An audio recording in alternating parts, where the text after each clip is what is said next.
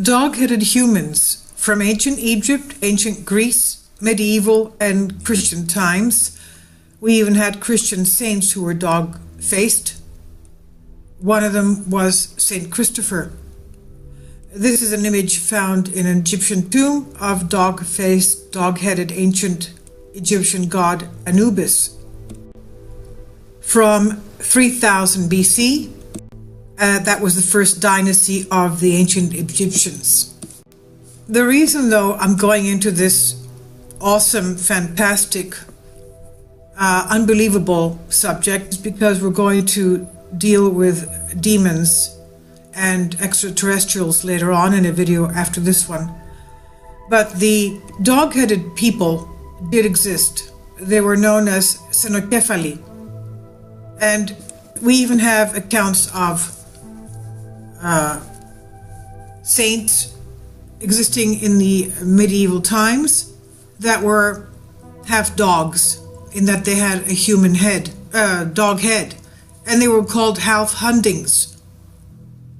They even existed in Anglo-Saxon England, and they were referred to as wolves' heads. Even tales of King Arthur referred to Xenocephali, and his men fought hundreds of Xenocephalus creatures. Now, we also had in the since the early Christian times and in ancient Greece, stories of Xenocephalus humans. In one of my previous videos on Alexander the Great, he believed that they were Anunnaki Nephilim, a mixture of a hybrid human and extraterrestrial and human and animal, and they were what was called the abominable races. And he was in charge of creating permanent, eternal prisons for them underground. That was one of his missions in what he had to do. And let's not forget that Alexander the Great had a prophecy concerning his mission and his life, and it's to be found in the book of Daniel. And it was given to him by, of course, Archangel Gabriel, that he would only live 33 years and he would conquer the whole of the known land and, of course, put an end to the Persian Empire. Now, there were, of course, as we said before, people that had dog faces. We see them in ancient Egypt, ancient Greece, medieval times, and we have Christian stories concerning them. Also, Christian priests had given orders to Christians not to marry anyone that had a dog face. And it's not just the dog face, but it's also the profile of a human where the area from the nose to the chin extends much farther out than the forehead. We do see some people like this today. You see that the bottom part of the face from the nose down to the chin is about twice as extended as the upper part of the face from the forehead to the nose, to the bridge of the nose. So they did exist. Unfortunately, when I lived in New York, when I was in my college years, I met a girl that had a dog face. And it was terrible for her because she had already gone through 14 plastic surgeries.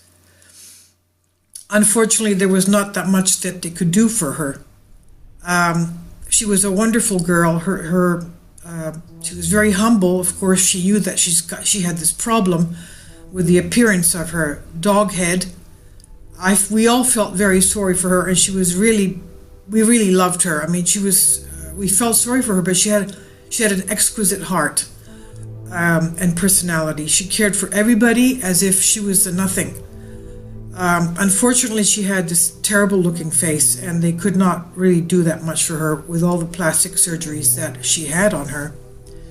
Now, kinocephalos is the Greek word meaning dog head. And we do have, for example, Saint Christopher, who was a dog head. To keep in mind that this is not just mythology, it was actual fact.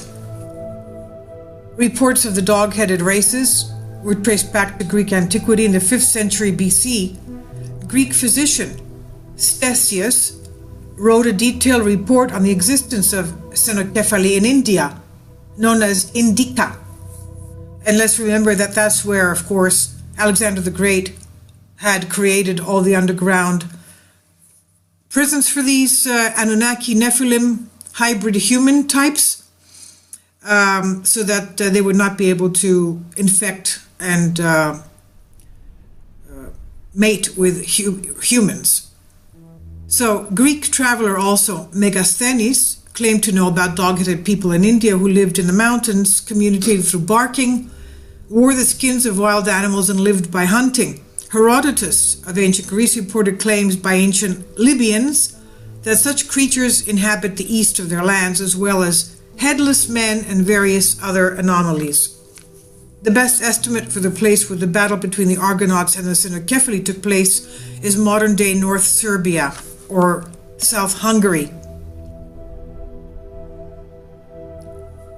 Also in late antiquity, in St. Augustine of Hippo, he mentioned Cynocephaly in his writings The City of God, book 16, chapter 8. In the context of discussing whether such beings were descendants of Adam, he considered the possibility that they might not exist at all or might not be human, which Augustine defines as being a mortal and rational animal. Homo id est animal rationale mortale, but insisted that if they were human, they were indeed descendants of Adam, he says. Cynocephaly also figure in medieval Christian worldviews. A legend that placed St. Andrew and St. Bartholomew among the Parthians presented the case of Abominable, the citizens of the city of cannibals. Of course, because they used to eat humans, and whose faces were like that of dogs. In Eastern Orthodox Church, certain icons, as we said, identify St. Christopher as the dog head. The background to the dog-headed Christopher is laid in the reign of Emperor Diocletian of the 3rd century, when a man named Reprobus, the reprobator, the scoundrel was captured in combat against tribes dwelling in the west of Egypt, in Kyrenica. To the unit of soldiers, according to the hagiographic narrative, the Lives of the Saints, was assigned the name numerus marmaritarium, or unit of Marmarite, which is just otherwise identified perhaps the same as Marmari or Kyrenikia. He was of enormous size, with the head of a dog instead of a man, apparently a characteristic of the Marmarite. This Byzantine depiction of St. Christopher as a dog-headed man resulted in their misinterpretation of the Latin term cananeus to read canineus, as in canine. German bishop and poet Walter of Speyer portrayed St. Christopher as a giant of the Cynocephalus species in the land of the Canaanians, or the Canines of Canaan in the New Testament, who ate human flesh and barked. Eventually, Christopher met the Christ child, regretted his former behavior, and received baptism.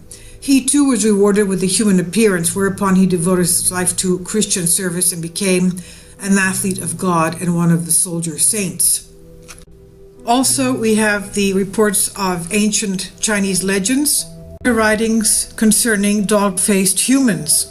Now, this is totally different than the images I'll show to you now of a Russian Fyodor Yevshichev of 1904.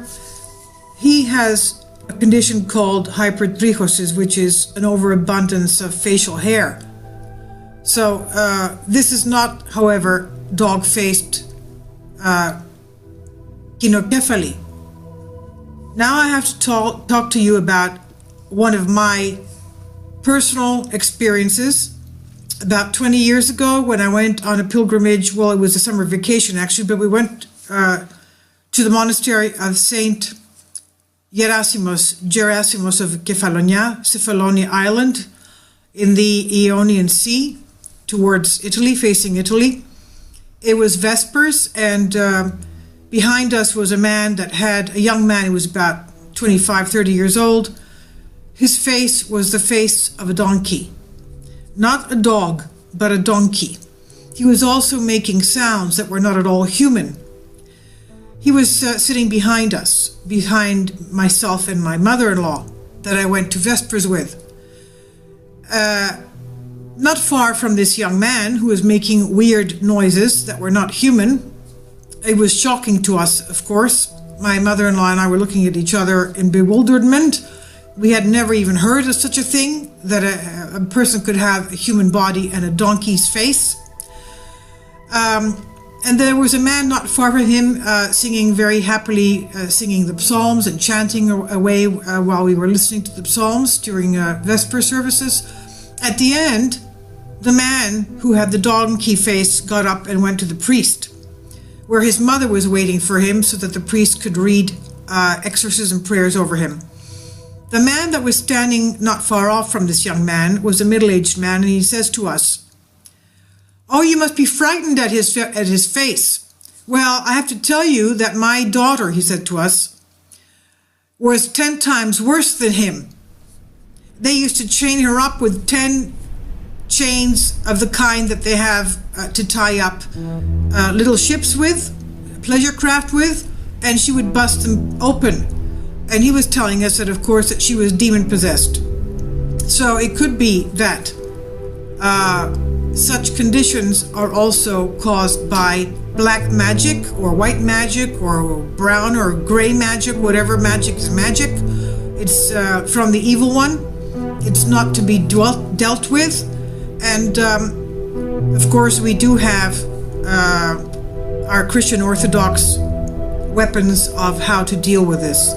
The man also told us that this young man with the donkey face was much better in the past 3 years. He was a terrible sight to see. 3 years before, he was just not to be approached. It was so bad.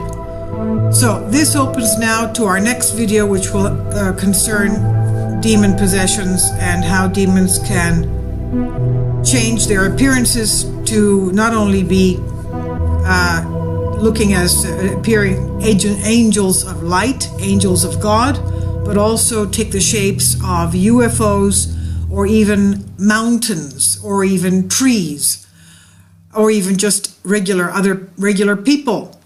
So I'll leave links below for you for this.